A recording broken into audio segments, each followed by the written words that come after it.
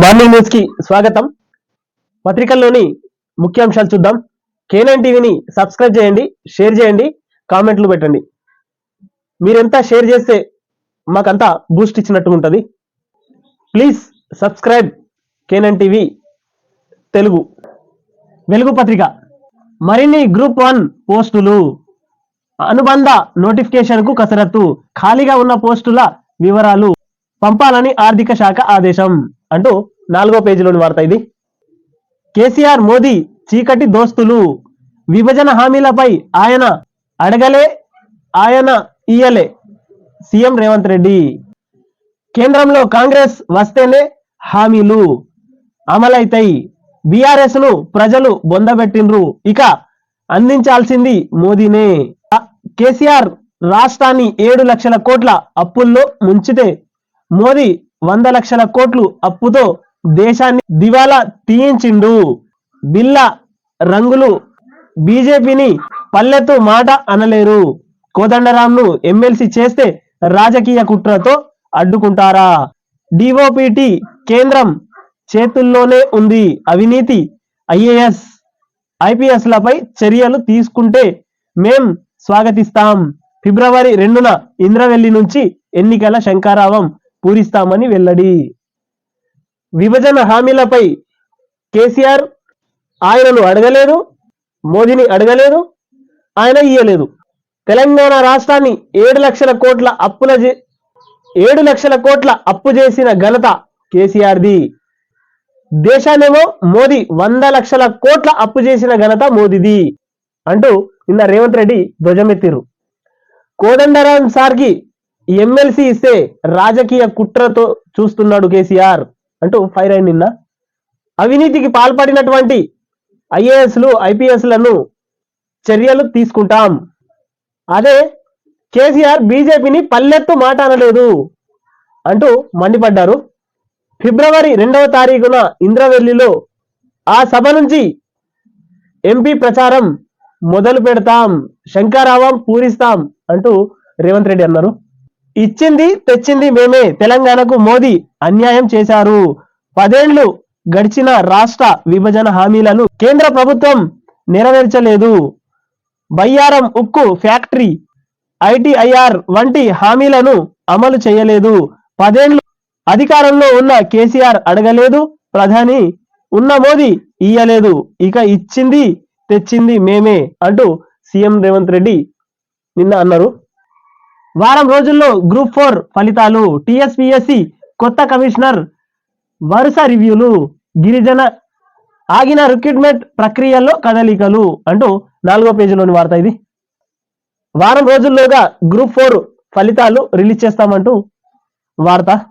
ఎమ్మెల్సీల ఎన్నికపై status quo, వచ్చే నెల 8 వరకు హైకోర్టు మధ్యంతర ఉత్తర్వులు, తాత్కాలికంగా ఆగిన ప్రమాణ స్వీకారం, కోదండరాంపై కేసీఆర్ కుట్ర, టీజేఎస్ నేడు రాష్ట్ర వ్యాప్త నిరసనలకు పిలుపు అంటూ 2వ పేజీలోని వార్త ఇది.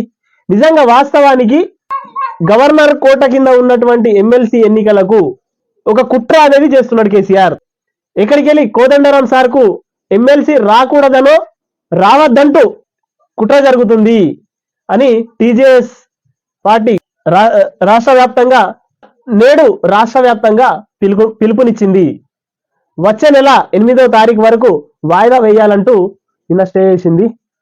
నిజాం షుగర్ పై కదలిక, చక్కెర ఫ్యాక్టరీల ఓపెన్ దిశగా రాష్ట్ర సర్కారు చర్యలు, విధి విధానాల కోసం మంత్రి శ్రీధర్ బాబు సారథ్యంలో కమిటీ, 2-3 రోజుల్లో కార్యాచరణ షురు. నిజాం షుగర్ ఫ్యాక్టరీ, చక్కెర ఫ్యాక్టరీని ఓపెన్ చేయడానికి శ్రీధర్ బాబు సారథ్యంలో కసరత్తు జరుగుతుందంట. మూతపడిన ముత్యంపేట నిజాం షుగర్ ఫ్యాక్టరీ అంటూ 5వ పేజీలోని వార్త ఇది. గత సర్కార్ నిర్ణయాలపై ప్రభుత్వం సమీక్ష, అప్పటి కేబినెట్ సమావేశాల్లో తీసుకున్న డిసిషన్లపై ఆరా, పూర్తి స్థాయి నివేదిక ఇవ్వాలని అధికారులకు ఆదేశం.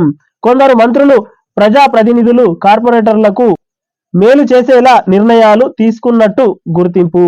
కొందరికే కాదు, చాలా మందికి ప్రభుత్వం నుంచి కార్పొరేటర్లకే కట్టబెట్టిర్రు.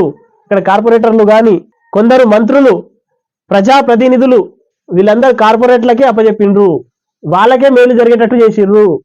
గత సర్కారులో మొత్తం అవినీతికి పాల్పడ్డాయి అని ప్రజలు అనుకుంటున్న మాటలు ఇవి. సోమేష్ కుమార్ పై ఎందుకు కేసు పెట్టలేదు? ఆయన భార్య పేరు మీద ధరణిలో 25 ఎకరాలు ఉన్నాయి. రఘునందన్ రావు. మంత్రులు లీకులు ఇస్తున్నారే తప్ప యాక్షన్ తీసుకోవట్లేదని కామెంట్. 3వ పేజీలోని వార్త ఇది. సోమేష్ కుమార్ కు ఆయన భార్య పేరు మీద 25 ఎకరాల భూమి ధరణిలో చూపిస్తుందన్నారు కదా, మరి వట్టి లీకులే ఎందుకు ఇస్తున్నారు, అరెస్ట్ ఎందుకు చేయట్లేదని రఘునందన్ రావు ఫైర్ అయింది. 3వ పేజీలోని వార్త ఇది.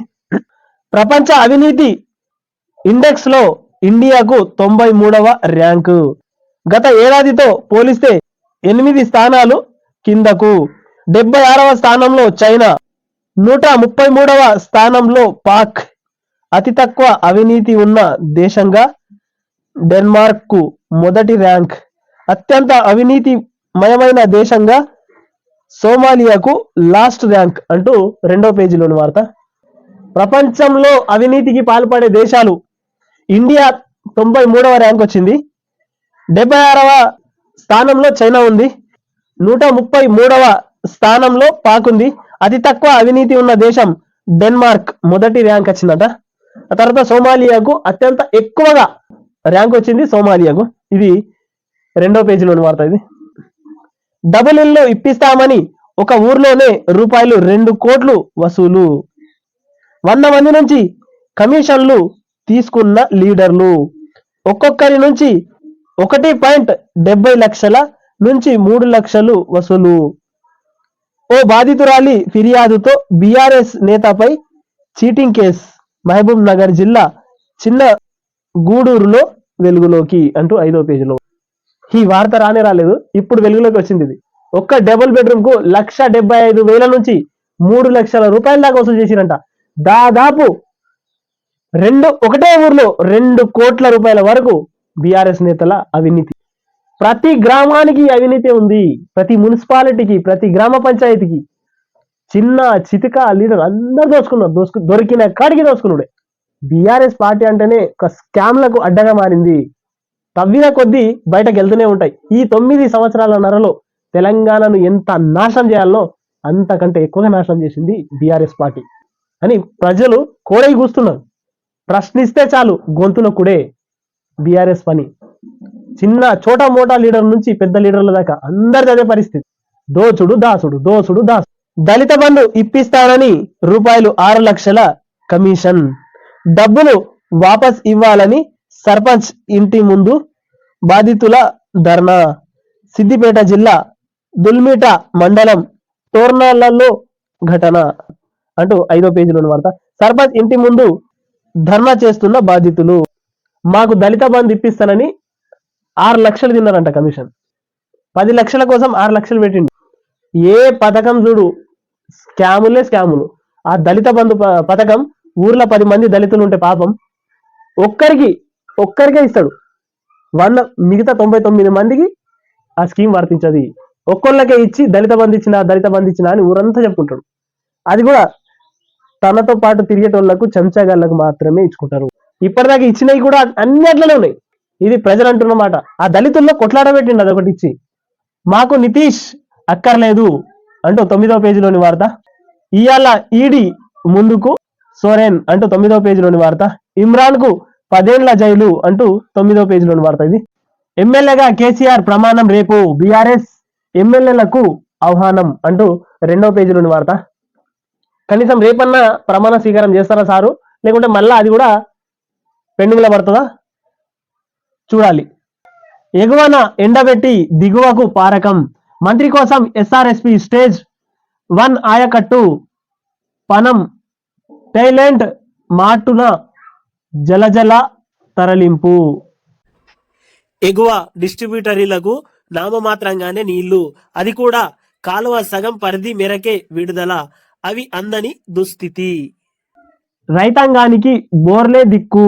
ఇప్పటికే ప్రజా ప్రతినిధుల ఒత్తిడి మేరకు ఎల్లంపల్లి నుంచి ఎల్ఎండికి, ఆపై స్టేజ్ 2కు మరో 2 వారాలకు మాత్రమే నీటి నిల్వలు ఎత్తిపోసుకునే అవకాశం ఉన్న సర్కారు చోద్యం, నీళ్లు ఇవ్వలేక తలలు పట్టుకుంటున్న అధికారులు, ఎస్ఆర్ఎస్పి ఆయకట్టు ప్రశ్నార్థకంగా మారే దుస్థితి, మడి కూడా తడవలే అంటూ వార్త ఇది. వరికాండం తొలిచే పురుగు, రాష్ట్ర వ్యాప్తంగా పంటకు తీవ్ర నష్టం, ఆందోళన వద్దన్న శాస్త్రవేత్తలు, సరైన యాజమాన్య పద్ధతులే మేలు అంటూ 3వ పేజీలోని వార్త ఇది. ఎర్రకుంట తాండకు దిగిన గోదావరి జలాలు, నమస్తే తెలంగాణ ఎఫెక్ట్ అంటూ 3వ పేజీలోని వార్త ఇది. బొమ్మకూరు నుంచి నీటి విడుదల అంటూ వార్త ఇది. రామగుండంపై కొండంత అబద్ధం, రాడార్ కేంద్రంపై కండ్లకు గంతలు, బీఆర్ఎస్ ప్రభుత్వమే కారణమని మంత్రి అంబడాలు, విఎల్ఎఫ్ పై 2010 సెప్టెంబర్ 7న రాష్ట్రానికి నౌకాదళం లేఖ, రామగుండంలో రాడార్ కేంద్రం పెడతామని వెల్లడి, 2014 జనవరి 15న 1174 హెక్టార్ల భూమి కేటాయింపు, 2 సందర్భాల్లోనూ అధికారంలో ఉన్నది కాంగ్రెసే, రాడార్ కోసం ఎమ్మెల్యే రామ్మోహన్ రెడ్డి సంతకాల సేకరణ, అయినా బీఆర్ఎస్ ప్రభుత్వంపై నిందలేసిన కొండ సురేఖ అంటూ 11వ పేజీలోని వార్త ఇది. రాష్ట్రంలో కాంగ్రెస్ దౌర్జన్య కాండ అంటూ 2వ పేజీలోని వార్త. డీజీపీ రవిగుప్తకు వినతి పత్రం అందజేస్తున్న బీఆర్ఎస్ ఎంపీ బడుగుల Lingaiah Yadav, MLC L Ramana, Yadadri Bhuvanagiri ZP chairman Sandeep Reddy, BRS నేతలు రావుల శ్రీధర్ రెడ్డి, శానంపూడి సైదిరెడ్డి, సిహెచ్ రాకేష్ తదితరులు. రాష్ట్రంలో కాంగ్రెస్ దౌర్జన్యకాండ అంటూ 2వ పేజీలోని వార్త ఇది. బీఆర్ఎస్ ప్రజాప్రతినిధులు శ్రేణులపై కాంగ్రెస్ నేతల దాడులు, యాదాద్రి జడ్పీటీసీ చైర్మన్ పై దాడి ఘటనలో పోలీసుల ప్రేక్షక పాత్ర, వారిపై కఠిన చర్యలు తీసుకోవాలని డీజీపీకి బీఆర్ఎస్ నేతల వినతి, తగిన రక్షణ ఇవ్వలేకపోతే తీవ్ర ప్రతిస్పందన తప్పదని హెచ్చరిక. గతంలో 9 సంవత్సరాలరా మీరు చేసిన పనులకు అవి చెప్పుకుంటూ కూడా సిగ్గుపోతాయి, అలాంటి పనులు చేసిరు మీరు అని ప్రజలు అనుకుంటున్న మాట ఇది. నియామకాలు మావి, హడావుడులు వారిది, వంట అయినాక గరిటె తిప్పినట్టుగా కాంగ్రెస్ వైఖరి, బీఆర్ఎస్ హయాంలోనే తుది దశకు నర్స్ నియామకం, కేసీఆర్ ప్రభుత్వం పూర్తి చేసిన ఉద్యోగాల భర్తీని తన ఖాతాల్లో వేసుకోవాలని కాంగ్రెస్ పార్టీ ఆరాటం, చేయని పనులకు డబ్బ కొట్టుకోవడం మానేసి ఉద్యోగ నోటిఫికేషన్లపై సర్కారు దృష్టి పెట్టాలి. హరీష్ రావు, వాళ్ళ ప్రభుత్వం ఉండగా మాత్రం చేయలేదు పని, ఇప్పుడు మళ్ళీ వాళ్ళదే గొప్పతనం అంటూ హరీష్ రావు గారు చెప్తున్నారు. ఇది మీ విఘ్నతకే వదిలేస్తారు ప్రజలు అంటున్న మాట. సరే, ఏది ఏమైనా తెలంగాణలో నిరుద్యోగులకు ఉద్యోగాలు రావాలి, ఉద్యోగాల కోసం కసరత్తు చేస్తున్న నిరుద్యోగులకి వాళ్ళకు సరైన టైంలో సరైన సమయంలో పరీక్షలు నిర్వహించాలి, నోటిఫికేషన్లు వేయాలి, తెలంగాణ సమాజం కోరుకుంటుంది. స్మార్ట్ చిప్, మనిషి మెదడులో అధునాతన చిప్ మొదటిసారిగా అమర్చిన Elon Musk company, brain computer ఇంటర్ఫేస్తో విధులు, శారీరక మానసిక సమస్యకు మేలైన పరిష్కారం, పక్షవాతం, పార్కిన్సన్స్ వంటి రోగాలకు చెక్ అంటూ 7వ పేజీలోని వార్త. స్మార్ట్ చిప్ అంటూ మనిషి మెదడులో అధునాతన చిప్ అంట, ఇది 7వ పేజీలోని వార్త. దేశానికి బీజేపీ ప్రమాదకరం, ప్రభుత్వాలను కూల్చడం ఆ పార్టీ నైజం, ఇచ్చిన హామీల అమలులో ప్రధాని మోదీ విఫలం, బీజేపీ హయాంలోనే అత్యధికంగా రైతుల ఆత్మహత్యలు, మణిపూర్ తగలబడిన ప్రధానమంత్రి మోదీ ఎందుకు వెళ్ళలే, రాజ్యసభ అభ్యర్థుల ఎంపిక బాధ్యత అధిష్టాందే, 2న ఇంద్రవెల్లి సభలో లోక్సభ ఎన్నికల ప్రచారం, గాంధీ భవన్లో మీడియా సమావేశంలో సీఎం రేవంత్ రెడ్డి. 10వ పేజీలోని వార్త ఇది. అదే భాష అదే తీరు, ముఖ్యమంత్రి హోదాలోనూ మారని రేవంత్ రెడ్డి ధోరణి, బీఆర్ఎస్ పై మరోసారి సీఎం అనుచిత వ్యాఖ్యలు అంటూ 10వ పేజీలోని వార్త. రేవంత్ను బొందపెట్టుడు ఖాయం. అభివృద్ధి చేస్తే అప్పులు కావాలా? లంకె బిందెలు ఉంటాయా? 56 ఏండ్ల మీ కాంగ్రెస్ పాలనలో ఏం చేసిండ్రు? దమ్ముంటే 6 గ్యారంటీలను అమలు చేయాలి. కాంగ్రెస్ వాళ్లకు ఇక మల్లన్న సినిమా చూపిస్తా. రేవంత్ పై విరుచుకుపడ్డ మాజీ మంత్రి మల్లారెడ్డి. రేవంత్ 420 హామీలు మాజీ మంత్రి జగదీష్ రెడ్డి. 2వ పేజీలోని వార్త ఇది. పాల మల్లారెడ్డి, పూల మల్లారెడ్డి. నేను పాలమ్మిన, పూలమ్మిన. పూలమ్మే కోట్లు సంపాదించిన, పాలమ్మే లక్షల కోట్లు, 300 ఎకరాలకు పైగా భూములు సంపాదించిన అని అంటాడు ఈ దగులుబాజీ మళ్ళీ అలియాస్ మల్లారెడ్డి. పాల మల్లారెడ్డి, పూల మల్లారెడ్డి. నీ 420 పనులు, నీ భూ స్కాములు తీస్తే బిడ్డ తెలంగాణకు 1 సంవత్సరం బడ్జెట్ ఇవ్వచ్చు. అర్థమైందా? నువ్వు మాట్లాడే మాటలు, నువ్వు చేసే చేష్టాలు ప్రజలందరూ గమనిస్తున్నారు. షాపూర్ నుంచి మొదలు పెడితే నీ దందాలన్నీ యాడాడున్నాయి, ఏమేం కథ అంతా తెలుసు. ఏ కాలేజీలు, బినామీ కాలేజీలు ఖతం పెడతాడు. యాడ ఎచ్చగుంటే ఆడుంటావు, యాడ పచ్చగుంటే ఆడ. గతంలో చంద్రబాబు దగ్గర ఉంటే చంద్రబాబే నా దేవుడు అంటివి. సిగ్గుండాలే ఇంకా మాట్లాడతందుకు. మంత్రి మళ్ళా పూలమ్మినా, పాలమ్మినా, నీలమ్మినా అన్ని కబ్జాలు చేసుకుంటూ దిగమింగినావు.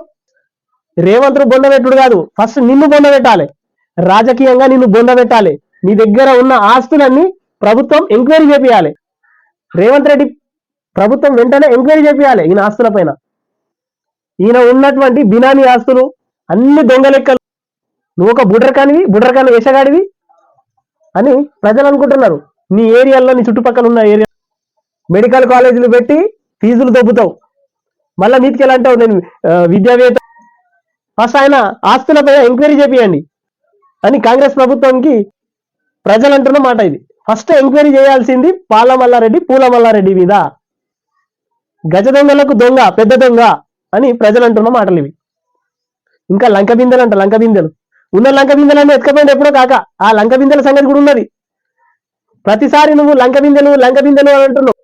లంక బిందెలు యాడెళ్ళినాయి, అవి యాడికి పోయినాయి, అవి ఎవరి చేతుల్లో పోతున్నాయి, ఎవరి చేతుల్లో ఉన్నాయి, అన్ని రిపోర్ట్లు తెలుసు. నడుస్తున్నది అది ఎంక్వైరీ. అది బయట పడితే అప్పుడు తెలుస్తుంది నీ కథ. లంక బిందెల సంగతి, నీ సంగతి, నీ పూలమ్ముడు, నీ పాలమ్ముడు, నువ్వు సైకిళ్ళ మీద తిరిగి పాలమ్మింది, పూలమ్మింది అన్ని బయట పడతాయి. మల్లారెడ్డి కాలేజీలు, మల్లారెడ్డి హాస్పిటల్స్లు, మల్లారెడ్డి యూనివర్సిటీలు అన్ని బయటకు వెళ్తాయి. ఏమేం కథ ఉంది నీది, నువ్వు పెద్ద విద్యావేత్తవి, అన్ని బయట పడే సమయం అతి దగ్గరలోనే ఉంది అని ప్రజలు గుసగుసలాడుతున్నారు. నీ నియోజకవర్గ ప్రజలే నీ మీద గుసగుసలాడుతున్నారు. లంకె బిందెల సంగతి ఉన్నది ముందల. 56 ఏళ్ళే కాంగ్రెస్ ఖరాబ్ చేసిందంట. 56 సంవత్సరాలు కాంగ్రెస్ ఉండి ఈ రోజు నువ్వు అనుభవిస్తున్నటువంటి ఆ మంత్రి పదవి, ఇంతకు ముందు అనుభవించిన ఆ మంత్రి పదవి కానీ, ఇప్పుడు ఎమ్మెల్యే పదవి కానీ ఆ అభివృద్ధిలో నుంచే వచ్చింది. అది తెలియదా నీకు? ఈరోజు కాంగ్రెస్ వాళ్ళు కరెంట్ ఇచ్చింది కాంగ్రెసే, ప్రాజెక్టులు కట్టింది కాంగ్రెసే. మీ బీఆర్ఎస్ పార్టీలో 9 సంవత్సరాలలో కట్టిన ప్రాజెక్టులు 9 ఏళ్ళు కూడా ఆగలేదు, 9 సంవత్సరాలు కూడా ఆగలేదు. కాంగ్రెస్ కట్టిన ప్రాజెక్టులే నడుస్తున్నాయి. కాంగ్రెస్ వేసిన రోడ్లకే వాటికే మెరుపులు దిద్దిర్రు. ఇంకా కాంగ్రెస్ గురించి మాట్లాడే అర్హత నీకు లేదని ప్రజలు అంటున్న మాటలు. దమ్ముంటే 6 గ్యారెంటీలు, వాళ్ళు 6 గ్యారెంటీలు అమలు చేస్తే నువ్వు రాజీనామా చేస్తావా? 6 గ్యారెంటీలు వాళ్ళు అమలు చేస్తే కాంగ్రెస్ వాళ్లకు మల్లన్న సినిమా చూపెడతారా? కాంగ్రెస్ వాళ్లకు మల్లన్ననే బలి అవుతాడు, బలి సినిమా అవుతాడు. రాబోయే రోజుల్లో పాల మల్లారెడ్డి, పూల మల్లారెడ్డి పేరు మీదనే సినిమా తీయాల్సి వస్తుంది. లాస్ట్కు నువ్వే బలి అవుతావు ఆ సినిమాలో. బలిక బకరా నిన్ను చేసుడు ఖాయం. అక్కడ బీఆర్ఎస్ పార్టీ నుంచి నిన్ను బకరా చేయడం పక్కా అని రాజకీయ నాయకులు, విశ్లేషకులు నిన్ను అనుకుంటూ నీ మీద సెటర్లు వేసుకుంటున్నారు. ప్రజలందరూ నవ్వుకుంటున్నారు. నీ బుడ్రకాని వేషాలను చూసి ప్రజలు నవ్వుకుంటున్నారు. ఎమ్మెల్సీల ప్రమాణానికి హైకోర్టు బ్రేకు అంటూ 10వ పేజీలోని వార్త.